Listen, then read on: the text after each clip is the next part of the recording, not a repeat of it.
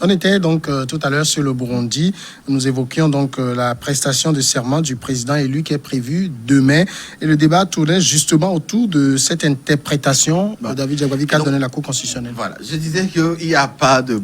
Moi, techniquement et juridiquement, je pense qu'il faut se faire violence pour comprendre qu'aujourd'hui, il y a beaucoup plus de priorités pour que le président actuel prenne le pouvoir et commence à travailler pour rentrer dans un schéma politique qui a été très bien tracé. Vous savez, aux États-Unis, lorsque le président américain décède, c'est le vice-président qui prend le pouvoir, qui finit le mandat du président élu et après peut se présenter aux prochaines élections. S'ils sont partis l'investir. Ça, c'est le propre du régime présidentiel. Ça, c'est les États-Unis.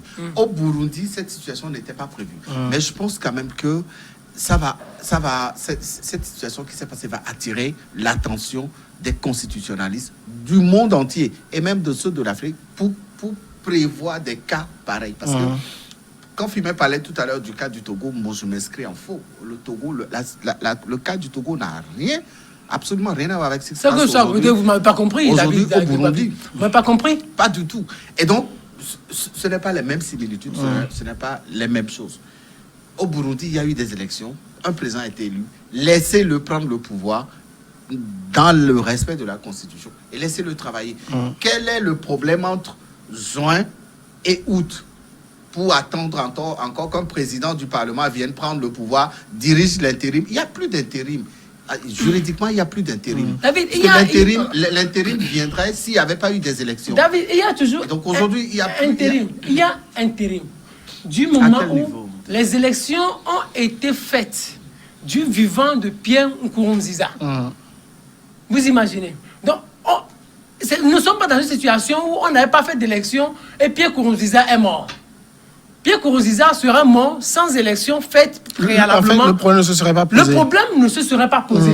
Donc le président du Parlement allait prendre le pouvoir et allait assurer l'intérim et allait organiser les élections dans un délai de 2 mois. Et tout serait réglé.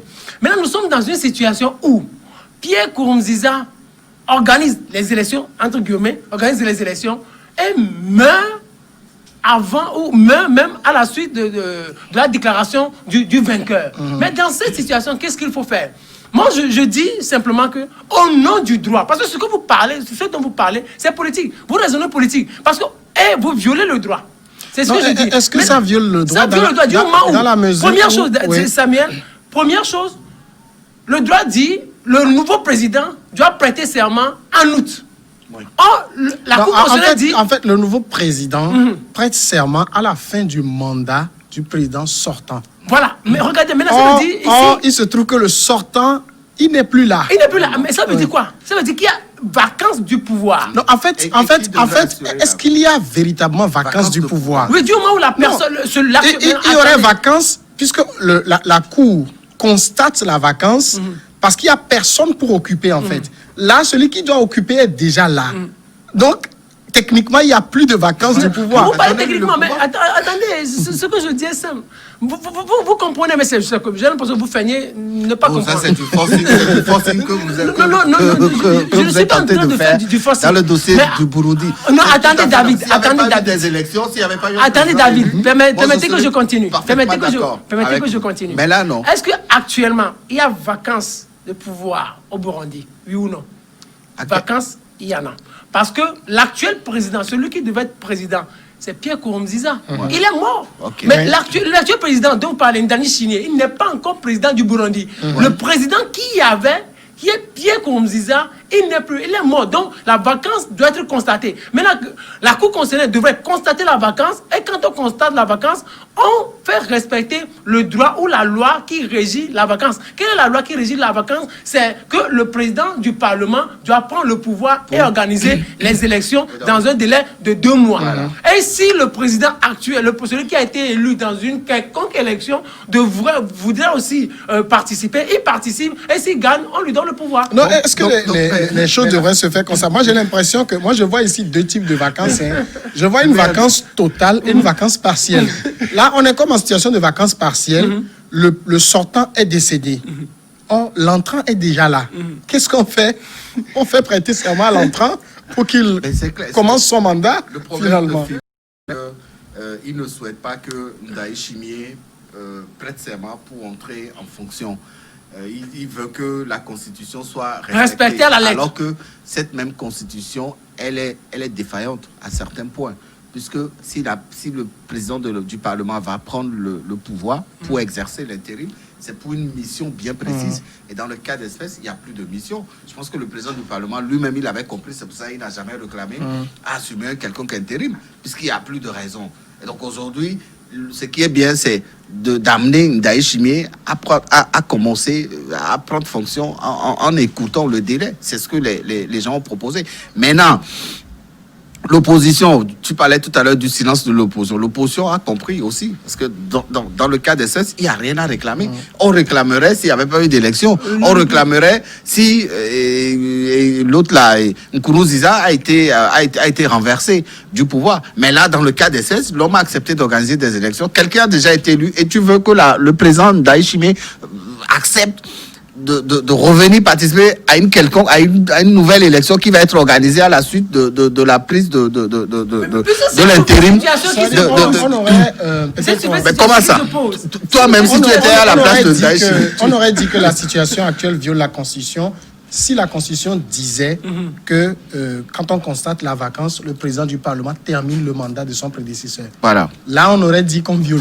Ce n'est pas ce qui est dit. On dit il prend les rênes. Ça veut dire, par extraordinaire, si Nkurunziza était mort le 1er août, sans élection, alors que son mandat finissait autour du 10 ou du, je ne sais pas, en tout cas en août, c'est que le président du Parlement aurait pris et aurait fait 2 mois pour faire les élections, malgré que le mandat de l'autre finissait dans quelques jours.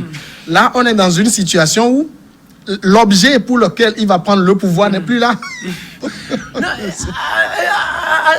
attendez, je pense qu'on se comprend, mais on fait semblant de ne pas se comprendre. Non, mais c'est toi qui ne nous comprends pas. Le problème est très simple. Moi, je dis simplement, ce qui se passe actuellement, c'est un cas d'école qui va être enseigné dans les universités de droit parce que l'interprétation que fait la Cour constitutionnelle, c'est une interprétation purement politique et non juridique. Parce que si on voudrait faire prévaloir le droit, le président, l'élection là même devrait être annulée et le président du Parlement allait prendre le pouvoir. Puisqu'il y a vacances. Qui gère la vacance? Est-ce que l'élection est annulée parce qu'un chef d'État meurt? Pourquoi il faut annuler on parle l'élection? On ne parle pas de la personne qui est là. Oui. C'est pourquoi annuler une élection qui a été organisée et à la suite de laquelle quelqu'un a remporté. La chance de Nkurunziza, moi je le dis, je l'avais dit ici la semaine dernière, que le monsieur, il savait qu'il allait mourir. Et il n'avait pas envie de laisser le Burundi. Vous êtes assez confident, ça, non. Nkurunziza m'a agréablement surpris lorsqu'il a dit qu'il n'allait plus se représenter. Personne ne croyait en lui. Personne. Mais Nkurunziza que nous connaissons tous, quelqu'un qui s'est battu, qui a fait mourir près de 100 000 Burundais juste pour revenir pour un nouveau mandat. Il faut vous rappeler, en 2015. Quelqu'un qui a fait déplacer près de 500 000 Burundais, partis à l'exil, les opposants, tout le monde. Juste parce qu'il voulait encore 7 ans pour un nouveau mandat. Mais vous voyez un peu. Et cet homme qui, après, au bout de son quinquennat, qui dit « Je ne me représente plus », moi j'ai été agréablement surpris. Il a laissé un souvenir assez intéressant en toutes les façons. Mais il part, il va mourir. Je ne sais pas. Mais moi, je me suis posé beaucoup de questions. Il part, il est parti et il meurt tranquillement. Là où il est, personne ne peut le déranger. Mais je pense quand même qu'aujourd'hui, il y a cette réelle volonté des autorités du pouvoir burundais de véritablement éviter que le pays tombe dans des situations qu'ils ne pourront pas gérer. Et la première situation, c'est l'armée burundaise. Pour le moment, elle est muette, elle ne parle pas, mais attention, il faut faire très attention. Et donc, si demain, Ndaye Chimié prête serment, je pense que ça va enlever peut-être cette grosse inquiétude qui est restée pendant très longtemps à l'annonce du décès de Nkurunziza sur le cœur des Burundais. Ce que moi je maintiens ma position, c'est une décision politique et non juridique. D'accord. J'allais justement demander pour finir ce débat, est-ce que Ndaye Chimié a intérêt à changer de politique? Non, il n'a pas changé de politique, tout d'abord parce que c'est le même système. C'est le même système qui est Oui, là. mais montrer un nouveau visage, plus ouvert, parce que le Burundi, 75% des Burundais vivent en dessous du seuil de pauvreté. Non, est-ce qu'il a les moyens tout d'abord? C'est un pays tellement compliqué avec la pauvreté qui est tellement difficile. Il y a beaucoup de partenaires qui ont fui le pays. Aujourd'hui, qu'est-ce qu'il va faire? En réalité, ce qui lui sera beaucoup plus profitable est d'arriver à assainir les finances publiques pour pouvoir rassurer les partenaires. Heureusement que Nkurunziza n'est plus là pour bouffer 300 millions chaque mois. Non, je pense si on que fait une belle retraite. C'est le pouvoir. C'est le pouvoir. Lui aussi, c'est un général de l'armée. C'est le même système, mais je pense que c'est le temps qui va nous permettre de savoir exactement qui il est. Mais on verra aussi la politique de l'opposition pour voir cette dénonciation et autres là. La première des choses qu'il aura à faire et qui pourrait rassurer tout le monde, assainir les finances publiques, est voter une loi d'amnistie pour pouvoir faire... Vous savez, finalement, c'est les opposants qui compliquent la situation. Hein. C'est eux qui raidissent les régimes aussi quand ils reviennent. Bien évidemment, mais ce qu'il faudrait faire aussi, c'est que tous les réfugiés burundais, tous ces Burundais opposants, militants de droits de l'homme qui vivent à l'étranger, qu'on leur permette de revenir au pays et puis qu'ensemble, qu'ils puissent construire le pays. Pour le moment, je n'attends pas grand-chose de lui du moment où c'est le système Nkurunziza qui est toujours au pouvoir. Moi, il a intérêt à s'ouvrir davantage. Deuxième sujet, c'est le Mali. IBK ouvre la porte à un gouvernement d'union face à la contestation. Le président malien Ibrahim Boubacar Keïta a annoncé mardi des discussions en vue d'un gouvernement d'union nationale dans l'espoir de dissiper la contestation dont il est l'objet, qui complique encore l'action pour sortir le pays de la tourmente. J'ai décidé d'engager des consultations pour la formation d'un gouvernement d'union nationale, a dit le président malien devant les responsables et les membres de la société civile. M. Keïta a aussi annoncé des consultations sur le Parlement et la Cour constitutionnelle. On va aller un à un au fond de ces éléments, mais David Jagbavi, je posais une question hier. J'ai comme l'impression que l'imam Mahmoud Dicko tient IBK par les couilles. Oh, il n'a qu'à faire attention. Hein. Il y a eu des imams plus puissants que lui on sait comment ils ont fini. Hein. C'est vrai que la raison ou l'objet des appels que cet imam lance conforte la position de nombreux Maliens aujourd'hui qui s'interrogent sur ce qui se passe réellement dans la gestion de la crise économique, du terrorisme, etc. au Mali, sous IBK. Et donc, cet imam, c'est vrai que quand il lance des appels, il est suivi par une grosse foule. On a vu encore les images dernièrement. Ça fait trembler. Je pense que c'est à la suite de cet appel que le président malien a compris la nécessité d'ouvrir son prochain gouvernement à l'ensemble de la classe politique malienne. Et moi, j'apprécie bien cette grande écoute de la part du président malien aujourd'hui qui a compris la nécessité d'aller vers la recherche de solutions aux difficultés et aux problèmes que traverse l'ensemble du peuple malien aujourd'hui. Et cet imam que je respecte beaucoup pour sa position, c'est vrai qu'il n'a pas de parti pris, il est très bien écouté, il est très bien suivi. Et jusqu'alors, ça va, ces appels s'arrêtent seulement à des manifestations et tout. Mais dire qu'il tient IBK par les couilles, je pense que c'est lui donner un peu trop de prétention. Parce que quoi qu'on dise, IBK aujourd'hui, c'est le président de la République du Mali. Hein. Il a un soutien. Mais il a suffi que Mahmoud Dicko fasse une seule manifestation pour que tout ce que, par exemple, l'opposition réclamait, qu'on annule les élections législatives dernières, les enseignants qui étaient en grève depuis des années, tout ça, IBK se dit, je vais le faire.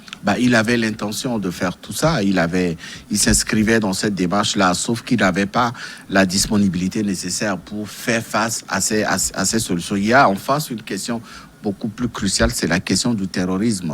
Au Mali, on a vu le nombre de militaires qui ont encore été tués dernièrement. Et donc, la priorité aujourd'hui pour IBK, c'était ça. Même si les autres sujets qui ont été demandés par l'imam dans son appel, heureusement, c'est ce que je dis, il y a eu une grande écoute, en tout cas de la part du président, qui a compris la nécessité de permettre aux Maliens de comprendre que au-delà de tout, il les porte dans ses préoccupations, même s'il tarde à réagir sur certains sujets brûlants de la question des enseignants. Ça a commencé depuis très longtemps. La crise financière et économique au Mali aujourd'hui, ça date de très longtemps. Mais le Mali aujourd'hui n'a plus de ressources financières assez conséquentes pour faire face à certains engagements.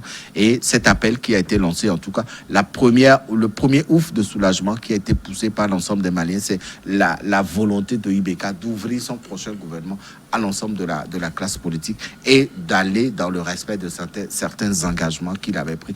Je pense que c'est quand même assez intéressant pour lui et pour l'ensemble du peuple malien. De toute façon, Mahmoud Dicko a réussi à faire bouger les lignes quand même.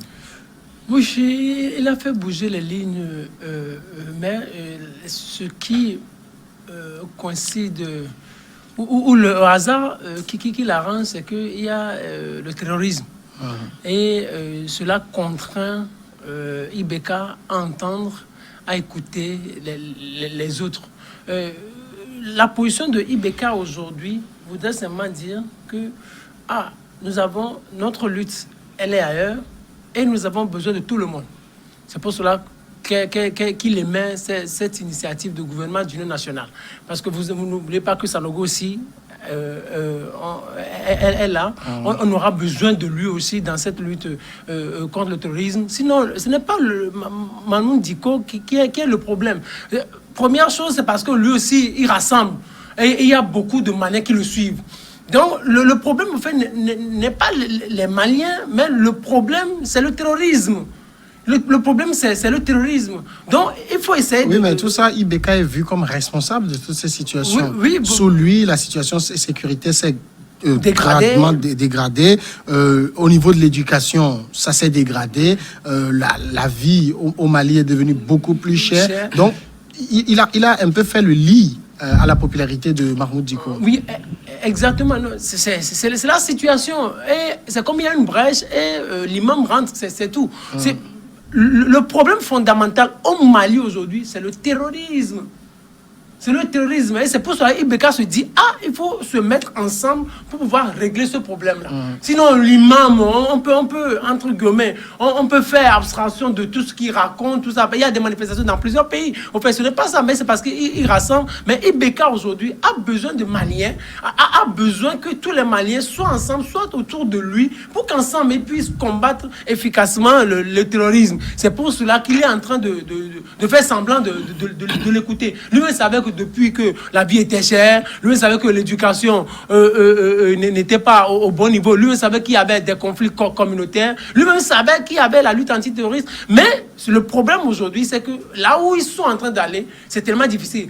Ce n'est pas parce que les Maliens sont en train de souffrir que IBK aujourd'hui veut ouvrir ou veut avoir un gouvernement d'union nationale. Mais c'est parce que IBK a besoin que les Maliens soient ensemble pour penser à comment résoudre cette crise de sécurité-là, pour penser à comment revoir ou restructurer l'armée malienne qui n'existe presque pas, pour voir comment on peut se ressouder autour de la sécurité du Mali et faire fuir fondamentalement et à très loin les terroristes. Mais il y a une question qui me taraude l'esprit, c'est l'expression gouvernement d'union nationale. Vous n'êtes pas fatigué par cette expression-là, gouvernement d'union nationale? Est-ce que ça sert à quoi finalement? C'est un peu comme la panacée. Quand il y a des difficultés, on ouvre le gouvernement, tout le monde rentre et chacun se tait.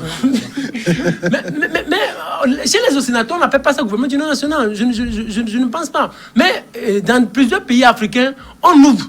Je le dis comme ça, on ouvre des gouvernements d'union nationale, mais au finish, ça n'apporte aucun résultat.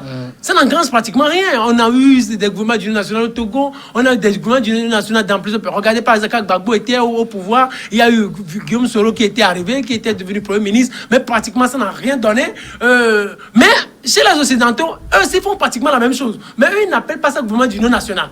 Par exemple, quand Barack Obama était arrivé, il a gardé certains ministres de Bush, dont le ministre de la Défense à l'époque. Quand Sarkozy aussi est arrivé, il a fait appel au socialiste Bernard Kouchner et certains cadres de la gauche. Mais on n'a pas appelé ça gouvernement d'union nationale. Mais à leur niveau, ça engrange des résultats. Mais ici en Afrique, gouvernement d'union nationale, ça ne donne pratiquement rien. Mais quand les chefs d'État sortent cette expression. Moi, je dis simplement, eux, ils veulent encore bluffer les gens. C'est pour dire, on va travailler ensemble. Mais quand les ministres, les opposants rentrent dedans, c'est là où ils s'aperçoivent qu'en réalité, il n'y a pratiquement rien dedans. Mais celui qui tire les ficelles, c'est le chef d'État et c'est lui qui décide. Alors, autre point important de l'intervention du président malien, c'est qu'il a dit que on peut réétudier la question du Parlement et de la Cour constitutionnelle. C'est-à-dire, clairement, il dit il envisage, s'il est possible, la dissolution du Parlement et de la Cour constitutionnelle.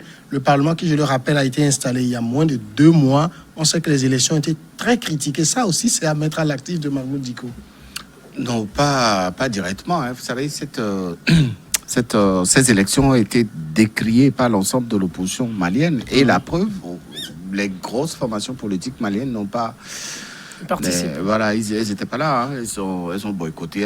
Elles n'ont pas voulu s'associer à cette mascarade d'élection. Et plus tard, le peuple malien aussi n'était pas au rendez-vous. On a vu le taux d'abstention qui a été l'un des plus élevés à la suite de la dernière présidentielle. Et donc, tout ça prouve que le nouveau Parlement qui est là ne représente pas l'ensemble de la population malienne, de toutes les façons, même si le parti de IBK est majoritaire au sein de ce Parlement-là. Et donc, la question titillait les esprits depuis très longtemps. L'ancien opposant qui est Soumaïla Cissé l'avait plusieurs fois dénoncé et a proposé même l'annulation des dernières législatives, etc. Et aujourd'hui, cet appel a été repris par l'imam Dicko qui a eu, lui, la chance d'avoir une réponse de la part du président malien. C'est à l'actif de l'ensemble du peuple malien. Et donc, cette décision prise par le président de revoir la question du Parlement, de revoir la question des dernières élections, etc., prouve à suffisance, comme je l'avais dit, que l'idée ou le sujet était réfléchi depuis très longtemps dans les couloirs de la présidence malienne. Et aujourd'hui, l'appel de Dicko est arrivé au bon moment pour véritablement apporter des réponses à des questions que se posaient depuis très longtemps l'ensemble du peuple malien. Et tout ça aujourd'hui participe aussi à la volonté du président d'aller vers un apaisement, parce qu'aujourd'hui, quand vous allez au Mali, c'est tendu de tous les côtés. On parle de corruption qui a pris une ampleur assez inquiétante. Et donc aujourd'hui, les jeunes s'estiment abandonnés. Tout le monde se dit ça ne va pas. Et je crois qu'il est du devoir du chef de l'État malien d'aller à l'écoute de son peuple. Il est allé à l'écoute de son peuple. Il a accepté de faire des sacrifices. Et aujourd'hui, il va le faire pour que les Maliens puissent se retrouver dans sa politique. Mais malheureusement, l'appel de Dicko ne mettra pas fin aux problèmes que traverse le Mali, ne mettra pas fin au terrorisme, ne mettra pas fin également à la corruption dans ce pays. Ça vient en complément à un appel qui a été toujours lancé par l'opposition pour le peuple malien. Et je crois que le président a bien fait d'avoir pris cette décision assez courageuse. Alors, Mahmoud Dicko lui-même, il faut le rappeler, était en conférence de presse cet après-midi, donc on aura le temps de revenir sur son appréciation de la main tendue du président. Quand il avait appelé à la manifestation il y a quelques jours, il demandait clairement la démission du président IBK, mais rappelez-vous, je pense en 2019, il avait organisé une manifestation tout autant gigantesque. Le président était obligé de limoger son premier ministre, Soumaïla Boubèye Maïga. Malheureusement, dans le contexte, le président a renouvelé sa confiance au Premier ministre Boubou Cissé. Donc, IBK n'a plus de fusible à sauter. Non, c'est comme s'il saute encore l'actuel Premier ministre. Mais c'est comme c'est l'imam Mahmoud Dicko qui est en train de gagner. Finalement, Dicko, c'est un faiseur de roi au Mali. N'oubliez pas, Dicko a soutenu IBK. Pour qu'il gagne. Donc, IBK connaît la puissance de Dicko. Oui, mais quand on arrive au pouvoir, c'est ce que l'imam, c'est le distinguo que l'imam n'arrive pas à faire. C'est-à-dire, IBK n'est plus ce qu'il était quand ils étaient amis. IBK est devenu chef de l'État. Et lui, l'imam, il se retrouve toujours dans la posture du populiste, dans la posture du faiseur de roi. Et quand lui, peut-être un jour, s'il advenait que lui aussi devienne président, chef d'État, et il saura il est difficile à un chef d'État de démissionner de la façon la plus facile dont il parle. Aujourd'hui, Ibeka sait que lui ne partira pas et que ce n'est pas à cause de Diko que lui, chaque fois, il va fragiliser son règne ou son pouvoir. Il a à main aujourd'hui, il a besoin juste que tout le monde soit autour de lui, soudé autour de lui, chef de l'État, pour pouvoir gagner cette bataille. Oui, mais pensez que Ibeka ferait tout ça si Diko n'avait pas manifesté? Non, je ne dis pas non, ça a porté son fruit fondamentalement. Mais sauf que Ibeka, il y a une brèche qui est ouverte. Ce n'est même pas Ibeka qui l'a ouverte. La brèche était là depuis. Le terrorisme était là depuis avant. Ibeka, la pauvreté, la corruption était là. Mais sauf que c'est un petit rappel qu'on est en train de lui faire. Et puis, il écoute parce que aujourd'hui, il rassemble en quelque sorte. Il y a beaucoup de Maliens, de milliers de Maliens qui le suivent. Ne pas l'écouter fragiliserait fondamentalement le pays du moment où c'est plusieurs personnes. Il n'y aura pas de paix dans son pays. Ça a fragilisé son activité économique, l'activité économique du Mali. Et puis, les terroristes vont en profiter pour créer encore d'autres dégâts. Diko, il joue son rôle, mais Ibeka aussi est là pour assurer la sécurité de son règne, la sécurité de son pouvoir. Il n'a plus de fusible, ce n'est pas qu'il n'a plus de fusible à sauter, mais c'est pas que à chaque fois que Diko va manifester, on va être obligé de l'écouter et de faire exactement comme il veut. Aujourd'hui, vous allez voir, on va faire le gouvernement, il y aura beaucoup d'opposants qui vont entrer. Après, c'est fini, ce sera fini. Les Maliens vont trouver l'argent où? Les Maliens vont trouver l'argent pour régler le problème éducatif. Ils vont trouver l'argent où? Pour régler le problème sécuritaire du Mali. Il y a le G5 Sahel même qui n'arrive pas à trouver des solutions adéquates au terrorisme dans la région. Ce n'est pas le Mali seul qui va se lever. Le Mali même qui n'a pas d'armée. Le problème à ce niveau aujourd'hui, c'est parce que l'imam est en train de faire du populisme. Ibeka est en train de jouer à son rôle de chef de l'État pour essayer d'écouter tout le monde. Il est là à l'écoute de tout le monde. David Diagobi, 30 secondes. Ibeka a donné aussi une garantie. Soumaïla Cissé est en vie. Oui, ça c'est très important. Il faut qu'on sache véritablement ce qu'il est devenu, l'ancien opposant. Ça fait un peu plus de 2 mois qu'il a été enlevé. On n'a pas d'informations. Et il a laissé ses militants dans l'embarras, dans l'inquiétude. Je pense que le président a bien fait d'être revenu sur le sujet concernant Soumaïla Cissé pour rassurer ses militants, rassurer l'ensemble de la population malienne que l'ancien opposant est toujours en vie et qu'il sera bientôt libéré. Il n'a pas été abandonné. Il y a des tractations qui ont été faites. Des négociations sont certainement en cours et peut-être très bientôt, l'ancien opposant va retrouver son pays et l'ensemble de sa famille. Ce que nous souhaitons vivement. On part maintenant pour la grande pause et nous revenons après le journal.